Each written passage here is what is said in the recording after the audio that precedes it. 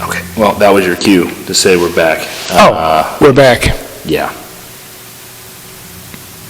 Last time I said it too early, and you did say it too early. You nailed me to the wall, so I was a little aggressive. I was a little apprehensive there, and I get that, and that's bad leadership by me as the host of the podcast. But nonetheless, there's that whole striking your. Pastor, to be honest with you, I am pretty tired from last week still. It really did give me a run for my money doing that. But Pastor, we are back with another episode of PB&J. You said we were going to talk about America's favorite Jew. I did say that, and I have learned post saying that is not appropriate to say. Because I told you it wasn't appropriate to say. And to be honest with you, I really didn't see anything wrong with it. I think he knows that especially the climate of America and Israel right now, we still love Jesus. And what are we going to talk about today? Well, Pastor, I'm glad you asked me that. We're going to talk about house rules. One more time. Second to last time this month. But, Pastor, we're going into the New Testament, okay? Okay, finally. We have read Exodus. Hopefully they read Deuteronomy and Leviticus on their own, or they're still studying it. Or they're still going through the 613 laws? I hope not. Some of it just skip right over. Some of it, though, don't miss. And I had a whole script of how we got from Exodus to Jesus. I'm going to keep it simple. Okay, Mary said yes to an angel with 6 eyes. But he did not have 6 eyes. It was Gabriel. Yes, it was Gabriel, the messenger. But Mary says yes, Jesus is born. 30 years later, his cousin baptizes him, and God says, "This is my son who I'm very pleased with," which hopefully we all get to hear in glory. But Pastor, after that, Jesus then in Matthew gives his first sermon series, and people always give pastors a hard time about series, but Jesus takes 3 chapters here in Matthew to really give you a layout of what he's here to do and what we should be doing with what he's teaching us. But Pastor, the first big one that people often like to pretend is that Jesus came here to just make up a whole new religion.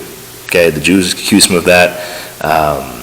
The Pharisees accuse him of that. The Gentiles even accuse him of that. What did he say about himself? But in Matthew 5:17, Pastor, think not that I came to destroy the law or the prophets. I came not to destroy, but to fulfill. Okay. I read last week probably 50 of the 613 laws that were given and that Jesus would have read. Yeah, and aren't you glad that he fulfilled all 613 and whittled them down to 2? Yeah. Again, you and I will continue to talk about that off camera. If he really only labeled it down to 2, I think he might need to expand it a little bit longer. Not my place, I'm just saying. No, there's nothing to explain. Love God and love people. Okay. I'm going to leave it alone because we talked enough about it. I said enough key words last week to really get us banned, so I'm going to leave it alone. So Jesus said a lot in his time on earth about how we should act, what we should do, but he did come to fulfill those laws. But in verse 19 of Matthew 5 still, Jesus also talks about how anybody who breaks these commandments will be the least in the kingdom of heaven. Well, whoever shall do and teach them, which was one of the things I read last week in the very beginning, is that you need to understand the Torah and teach the Torah. But whoever shall do and teach them, the same shall be he called great in the kingdom of heaven. So what that means is that those of you cherry-picking the Bible, you will be the least of these, and those of you who are trying to live righteous every day will be considered the great. That's true. But Jesus talks a lot about different things. He talks about anger in Matthew 5. This is a Sermon on the Mount. He talks about anger. He talks about how you shouldn't kill. You shouldn't kill in anger, premeditated or not. Cain can tell you a little bit about that. But he talks about lust as well. Okay, so this is where we're going to kind of take a moment and pause. I said we're going to talk about it when we talked about it in week 1 of this series, but Jesus says in Matthew 5:27, "Ye have heard that it was said by them of old time, Thou shalt not commit adultery." Don't blame me. This is Bishop's computer, so we're reading it from the King James Version. Wow. "But I say unto you that whosoever looketh on a woman to lust after her hath committed adultery with her in his heart. So, Pastor, we think of adultery, and we like to just water it We down. think of adultery as the actual act itself. Yes, and But let's go- take it even a step further and just say the sexual relations of adultery. Yes. But Pastor, you and I both know, we've been around the block once or twice, that adultery happens way before anybody lays down in some sheets. That's just me trying to say PG, right? Jesus warns you right here that if you even look at a young lady, and that doesn't just mean a common woman at the mall, right? That doesn't mean A that. common woman at the When you look at the actresses lustfully, when you look Okay, at but what did you say? You said this a couple episodes ago. You said that it isn't what goes in that defiles, but what comes out. Because Jesus said, from the heart comes adultery, Yep. murder. All that stuff is born within. And by the time you have thought to conceive it, It's already done. it's The sin's already committed. Yeah. And I think that's where people get caught up sometimes with sin and with laws and the biblical laws, because I think at some point, right, in this whole thing, we like to think that if I don't do it, then I'm good. No. But see, that's where we start being hypocrites to our own philosophy, our own theology, because we always say, well, God knows my heart. And if that's what's in your heart, it doesn't matter if you do it or not, God knows that you thought about it. Exactly. So you have to repent and renew what? Your mind. But when it comes to, like you said, anger and murder, but I think lust, because I think we live in I know we live in a very lustful society. Not only as Americans, but and again, you always say this in the pulpit, lust is not just sexual. This in itself is talking about women and men and relations, but the Ten Commandments talked about not coveting the things that your neighbor has. So, and the neighbor is not necessarily Stephen next door to you, right? But it's anybody in the world that you lust after or covet what they have. Because let me tell you, somebody in the 90s made a song that said, more money, more problems, right? And when we covet those things and we lust after those things, it takes away God's position in our heart and God's position in our lives, and it puts those things on that altar that He's supposed to be on. Yeah, but do you know why Scripture talks about we shouldn't lust after those things? This is not, well, not only that, but this is not a trick question. The reason God doesn't want us lusting after those things or fawning or pining or whatever is because He's God. And like Nathan walked in and told David, all you had to do was ask, and I would have given you what you wanted. Now, I'm not saying that God is going to give you something to, quote unquote, fulfill your lust, because He won't do it. He's not going to give you something that's going to destroy you. But He is able to fulfill whatever needs we have in a way that we don't get ourselves in trouble trying to do it ourselves. I just say it that way. Yeah, and so, but this is where, Pastor, people also like to get all weary about. So in Matthew 5, the end of this section about lust, so this is verse 29 and 30. Okay.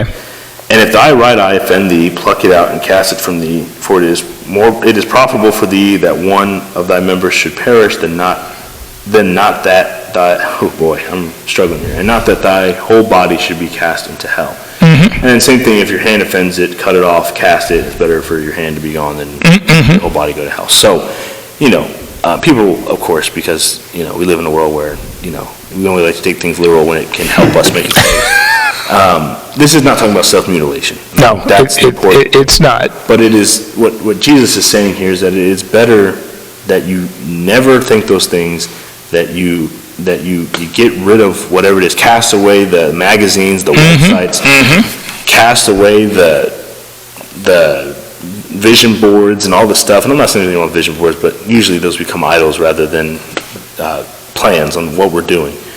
And it's better to get rid of all that stuff than to hold on to it and burn in hell when Jesus comes back. I feel like that's a good assertion. That's a very good. Okay. Yeah. Just so everybody knows what I'm learning. Okay. So then, Pastor, right after that, Jesus then talks about divorce. Okay. Okay. And this is not the only time Jesus talks about divorce. I know, but would you like to know something about what he talked about? Sure. And see, this messes up a lot of church people, because they think that, if you've been divorced, you can never get married again until that person dies, and all of that foolishness. They forget that they had to go to the priest once a year. So let me give you a for instance. Let's just use a calendar year, January to December. And let's say you did something in December. Okay. Well, all you had to do was wait a month, you got a brand new slate. Sure. Yeah, I mean, that is kind of what they go for. And again, so Jesus talks about the divorce and what you said. So he talks about the fact that, if you don't divorce because of sexual immorality, so if you don't divorce because of lust or affairs or whatever, that, you can't, if you get remarried and you commit adultery. And within that year. And then if you do, that. But I want to go back. I know this is crazy. They're going to be like, oh, please, God, don't go back. But I want to go back real quick to those rules, right? Because I want to find the 613 rules. I'm trying to find, there's something in here. So, when Jesus is talking about divorce, obviously he's referring to the 613 laws as well. Mm-hmm. So he's not just talking about that. But some of the laws that were in there about divorce at the time, because I think people get this really, caught up. The woman suspected of adultery shall be dealt with as prescribed in the Torah. Usually that was stoning. Mm-hmm. The one who defames his wife's honor by falsely accusing her of unchastity before marriage must live with her all of his lifetime. So if you try to get out of it by saying she was doing stuff on the side before she, you will be stuck, unfortunately. That a man may not divorce his wife concerning whom he has published an evil report. Again, if you can't divorce her just because you want to. Just because you badmouth. Imagine if they would have read this in Salem during the witch trials, right?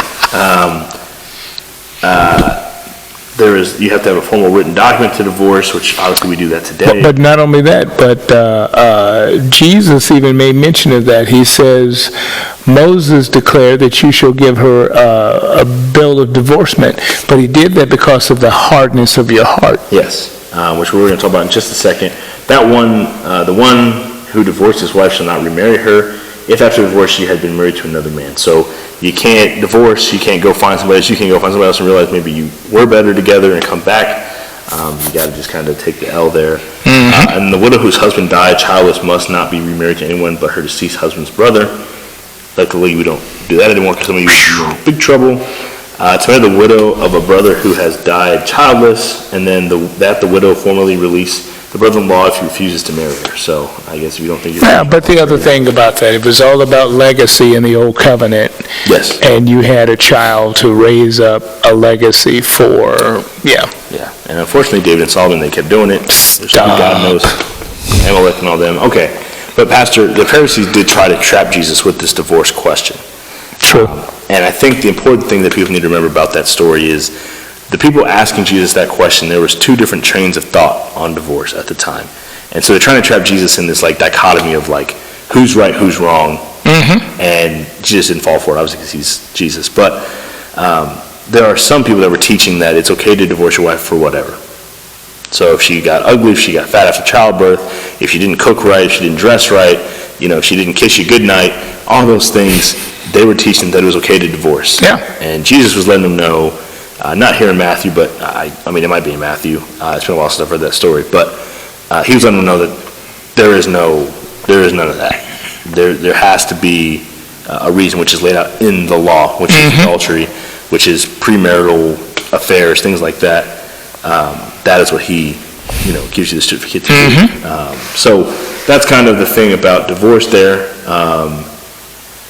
Jesus talked about retaliation as well, which, is also in those laws we read. So you've heard it said that an eye for an eye or tooth for a tooth. But I say unto you that ye resist not evil, but whosoever shall smite thee on the right cheek, turn him the other also. So people like to use this too and say that this allows Christians to be a doormat. Nope.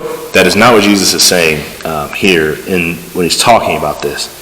right? But there are some Jewish customs to where turning the right cheek is more of a, I don't know what I'm looking for. Oh, here you go.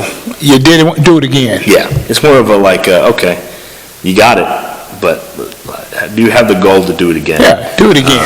And those kind of things. A So- double dog dare you. Yes. All right, so then we're going to jump to Matthew 12, okay?